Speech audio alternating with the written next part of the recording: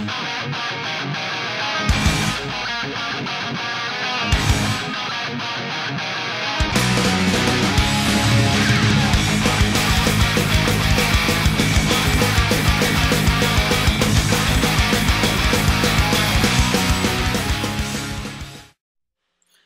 and welcome to Chapter 2 of 13 of 2's Let's Play FE6 The Sealed Sword.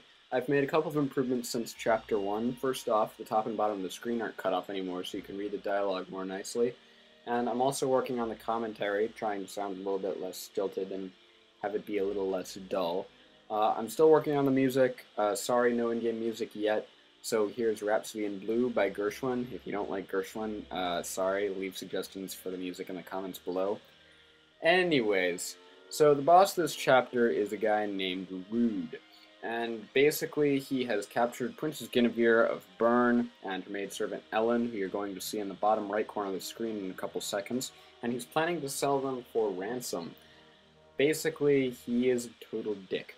Speaking of dicks, we're going to recruit a band of mercenaries in this chapter, which is 2 fighters, one Pegasus Knight, and a unit that is actually a mercenary, named Diek, or alternately pronounced Dick. I don't like either of those names, so I'm going to call him SexyBoy from here on in.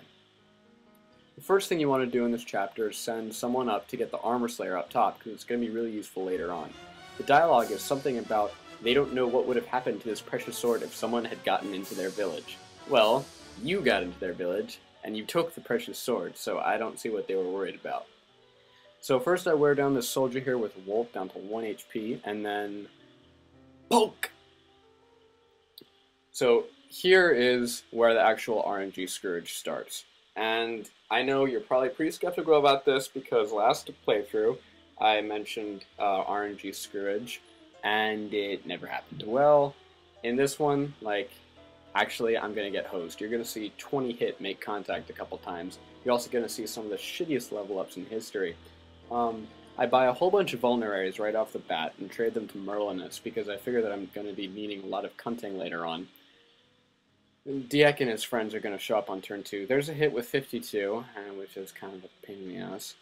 And that soldier's going to go up and attack Wolt, and the remaining fighters are going to go over and hit me with 45, although I suppose I got luckier on that one, hitting twice in a row with 34. So there's Dick, aka SexyBoy, and it's 2 fighters. I make sure to check which one has higher speed and skill because that's the only one that will actually be able to hit anything. Poke! Poke! Or his battle animation interrupts whatever I'm doing at the time. There's my first shitty level up, Luck and Resistance. Seriously. Why can't I get any strength on anybody? So I have Marcus go to the armory and stock up on some valuable weapons, particularly the Javelin, because I know I'm going to need a lot of those later. I heal up Wolt, who took some damage when that soldier attacked him. And I'm going to use these guys to finish off some of the remaining fighters, and I'm going to get screwed again. Here's me getting hit by 22. So Lance is in serious trouble, especially with that shitty level up that gave him HP and resistance. And so I'm going to check to see which one has the hand axe and then kill that guy with Alan so that I can't get hit with like a miraculous 20% contact again. Another shitty level up, HP only. So here's me checking the stats on Ward and Lot.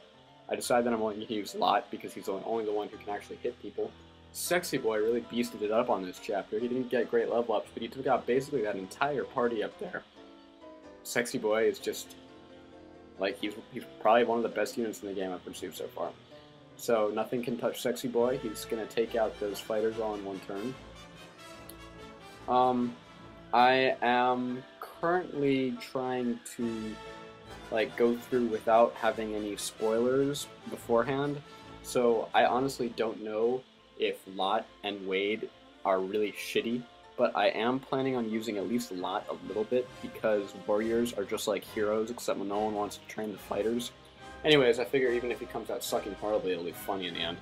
So I move Marcus down here, just generally tidy up. Lot's gonna hand axe that guy to death. SexyBoy is going to take out a soldier and get hit by 20 with the Javelin. Not that it really mattered because no one on this chapter can damage him. You may notice that everything is in super fast forward motion. Basically, I'm going to keep everything in fast forward so I can fit all the boring chapters into one video each until something gets really hard, which would be around chapter 6 or 7, at which point I'll start slowing down so you can hear my screams of agony. You can see right there, Lance is cunting a vulnerary because he didn't really have anything better to do, and Ellen was not going to reach him because her movement is just so pathetic. I really need a Troubadour right about now. SexyBoy gets a shitty level up, HP only. I'm starting to get really annoyed with this. Everyone's basically just trying to catch up with SexyBoy and his band of mercenaries, though Alan and Lance got there first because they have the best move. And he's going to continue to own it up, and he's gonna, later on, he's going to actually finish off the boss for me. So up here, I'm trying to give Alan and Lance a little bit of experience, but neither of them have enough strength to actually like take out anything at one hit because they haven't gotten any strength bonuses yet.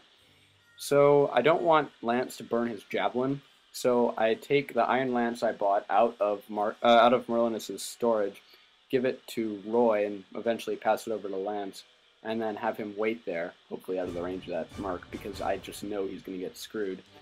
Alan, surprisingly enough, doubles that soldier, who must have really crappy speed. That merc's going to come down and attack him next turn, so I don't want that merc hitting one of my axe users, so I make sure to keep them out of his way.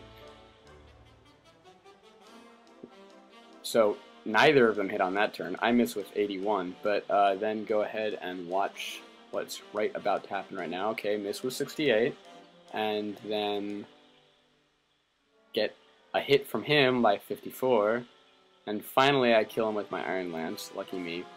And now I just have to finish off the remaining fighter and the archer, and I should be all set to take out the boss with the Armor Slayer that I just got from the village up there, and SexyBoy. Another hit with 57 knocks Lance down to ridiculously low health, but yet again, Ellen is out of range to heal him.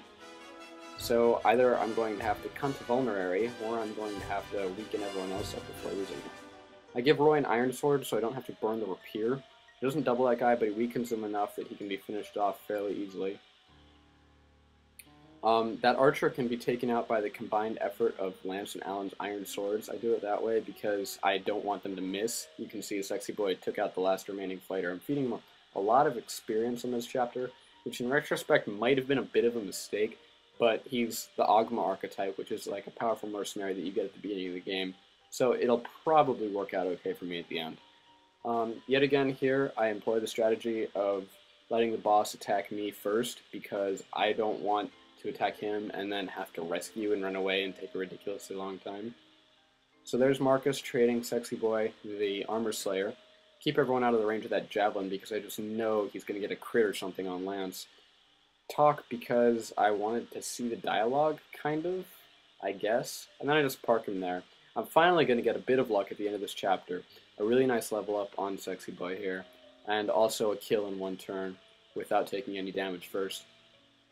So this level up is going to get me HP, Strength, Skill, and Speed. Level 7, pretty decent stats. Conquer the Throne. And here's a nice little dialogue between Guinevere, Roy, and Ellen about the conflicts between Byrne and other stuff no one really cares about. Roy still reminds me of someone who's like 10 years old, which is starting to freak me out. He doesn't look like he shaves. So that's it for Chapter 2. Hopefully Chapter 3 will be a little bit more exciting for you guys. Hopefully I won't get as RNG screwed on the level ups, although knowing my luck, that's guaranteed not to happen. Hope you at least reasonably enjoyed the music. Thanks to Evernoob for hosting this video. Thank you to you very much for watching. That's going to be all from me today. Have fun with SexyBoy, and we'll check out some new recruits next chapter, including our very first mage. 13-2 signing off. See ya!